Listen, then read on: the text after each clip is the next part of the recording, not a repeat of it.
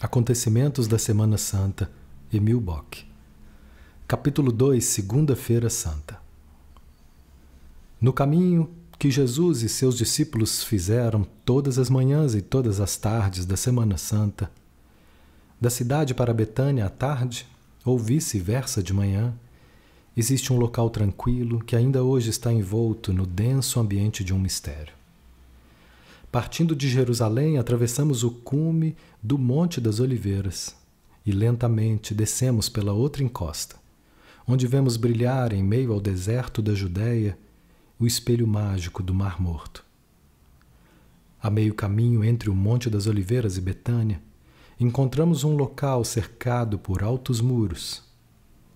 Ciprestes negros despontam por trás dos muros e parecem graves e solenes sinais apontando para o céu. Havia aí, no tempo de Jesus, uma pequena vila, Betfage, a casa dos figos. Não devemos imaginar uma aldeia como outras aldeias. O grupo de pessoas que para lá transferia sua vida comunitária era unido por um esforço psico-espiritual especial.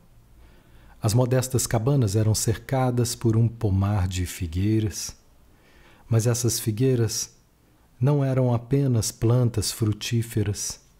Eram para aqueles habitantes árvores sagradas, sinais visíveis de seus esforços espirituais. Tratava-se de pessoas que, em seu círculo, procuravam conservar o mistério, o segredo espiritual da antiga humanidade. Mistério que surge uma vez também no Novo Testamento, na história de Natanael. Os moradores de Betfage praticavam o sentar sobre a figueira.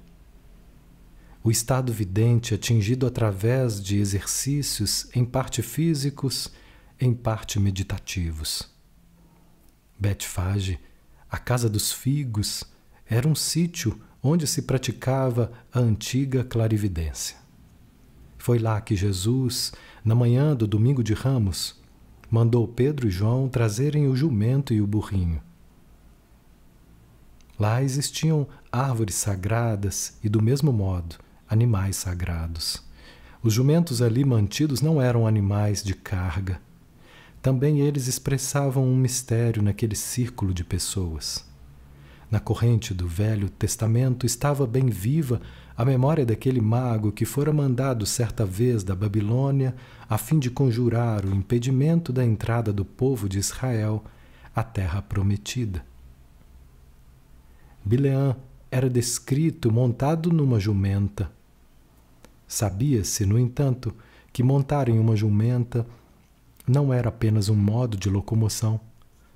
Expressava um bem definido estado de alma, a saber, aquele enlevo sonâmbulo sobre o qual o mago babilônico começava a falar não em estado de consciência humana, mas como que espiritualmente possesso.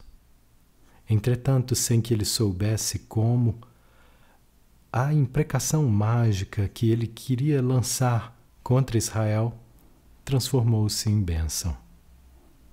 Os animais sagrados de Betfage revelam que a visão ali praticada era de natureza inconsciente e ligada à corporeidade física. Aliás, até nos contos de fada mais recentes, o jumento é o símbolo do corpo físico humano. O filhote de jumento no qual Cristo montou para entrar na Cidade Santa no domingo de Ramos pertence à esfera de imagens de Betfage. Mas quando ele teve a audácia de entrar na cidade montado no branco animal sagrado, não foi ele que mergulhou no estado bileâmico de montar uma jumenta.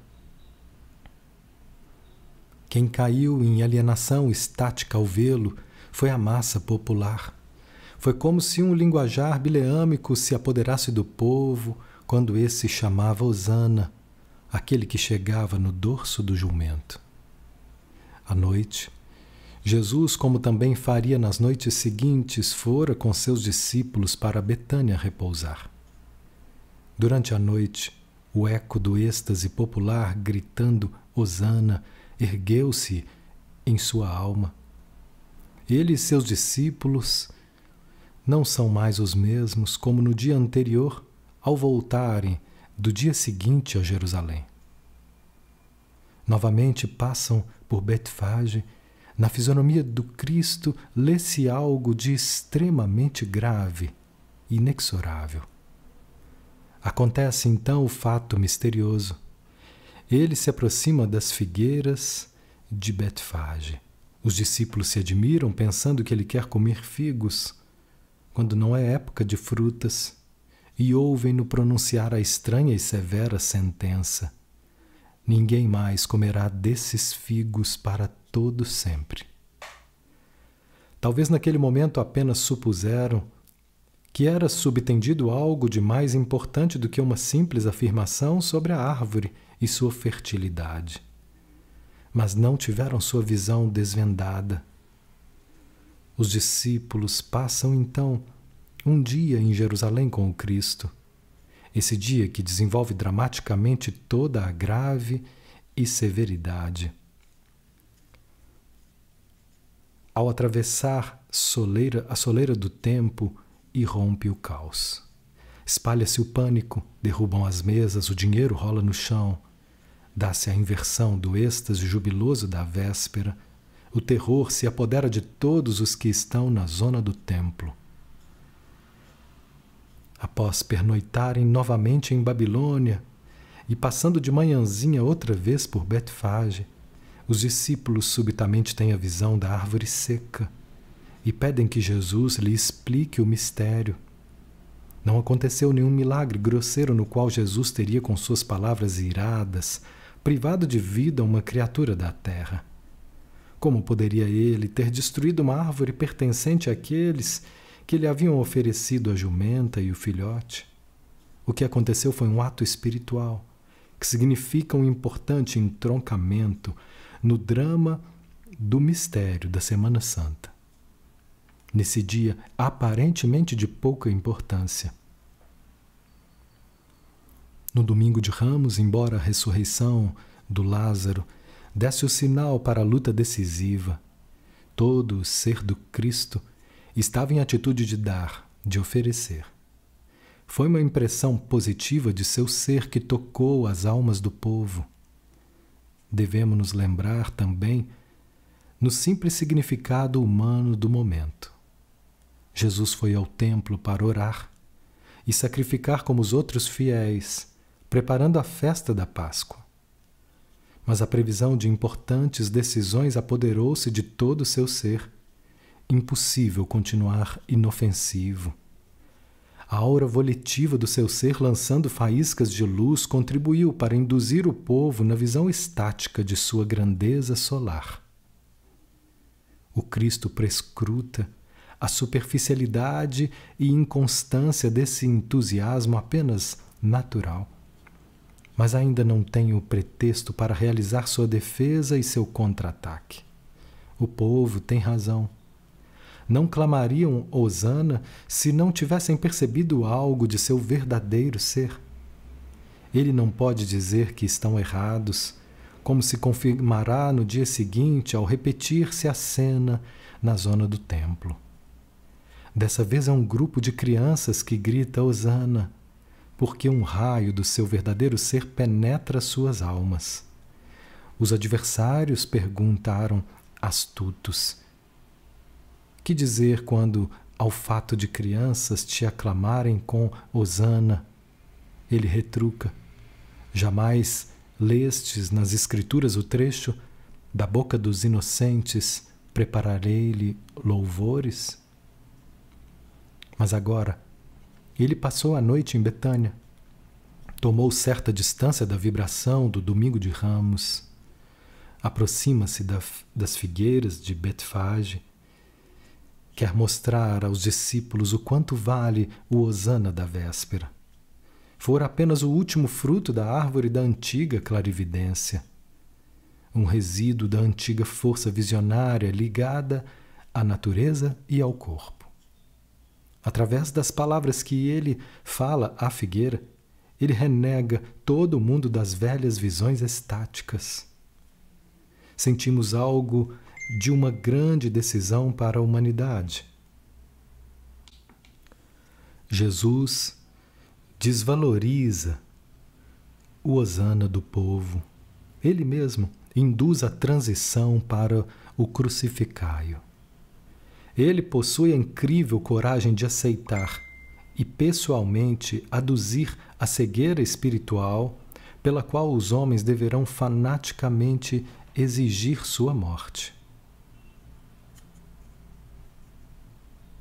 Para ele, é mais importante que a humanidade trilhe os seus caminhos da consciência, que, embora trágicos, a levarão à liberdade.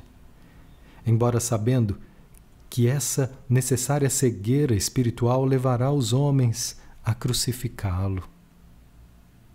Quando os discípulos, na terça-feira de manhã, revêem as figueiras de Betfage, os acontecimentos da segunda-feira só afastaram o sonho dos seus olhos. Perderam uma ilusão. Experimentam uma salutar sobriedade. Onde ainda há pouco vinham um alto valor, vem agora a imagem da árvore seca. A antiga clarividência ligada ao corpo era um dom da lua, uma intervenção de forças lunares na natureza humana. Era relativo à noite, porque só estava à disposição dos homens em estados inconscientes. Agora, os discípulos percebem que as forças resumidas na imagem da figueira estão velhas, ultrapassadas.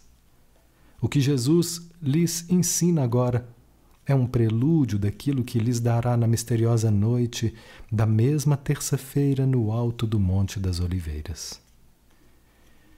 Revela-lhes que a humanidade alcançará algum dia uma nova vidência. A fé é o germe da nova visão. Jesus diz aos discípulos: se tiverdes um grãozinho de fé, sereis capazes de tudo. Bastará que digas a essa montanha: afasta-se, e ela se afastará. A visão se liberta. A montanha do mundo sensorial que vos oculta a visão desaparecerá. Através dos rochedos da existência terrena, percebereis a verdadeira essência de origem divina das coisas. A visão antiga era de natureza lunar. A nova será de natureza solar.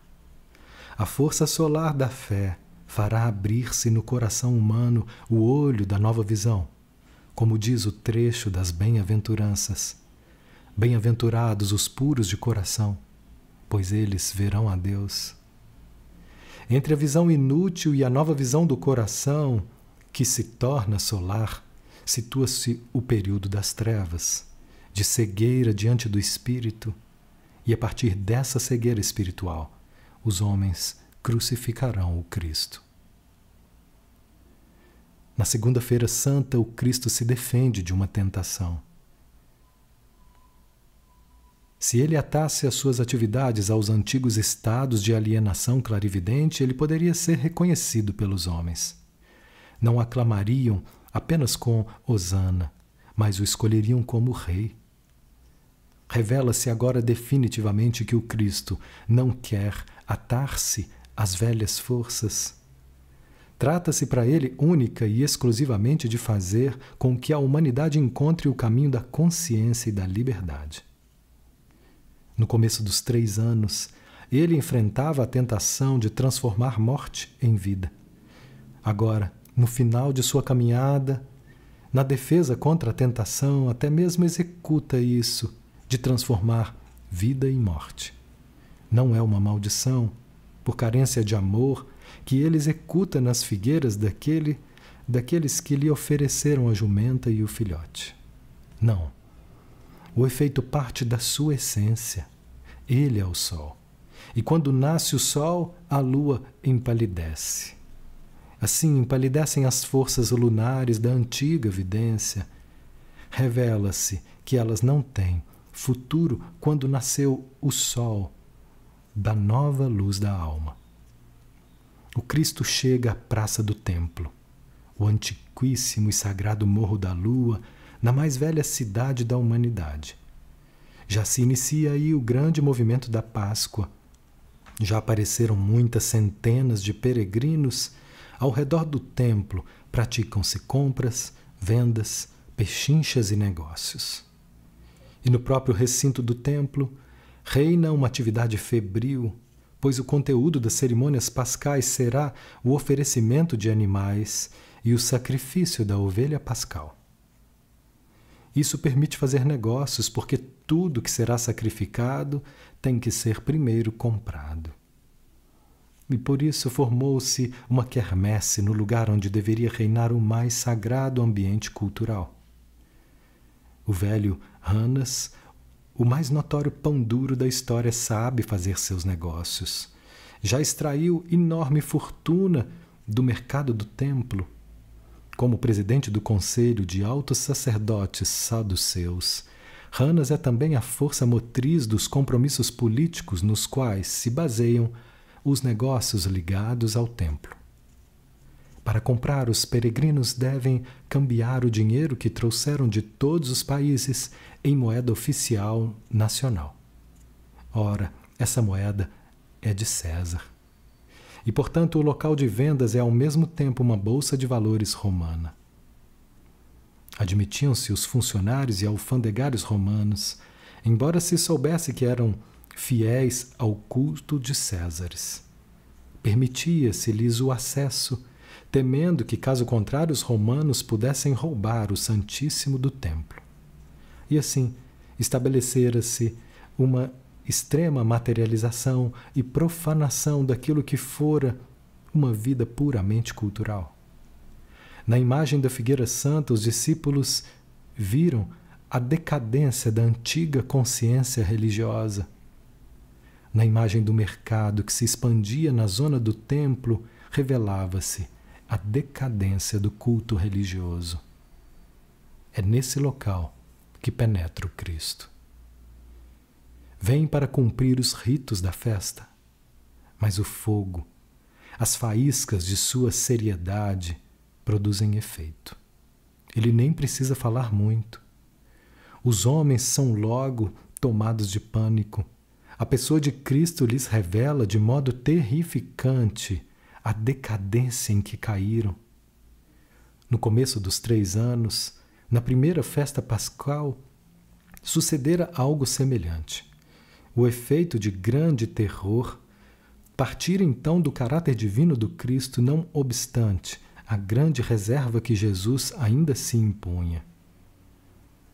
Mas agora a divindade nele se transpôs inteiramente em caráter humano.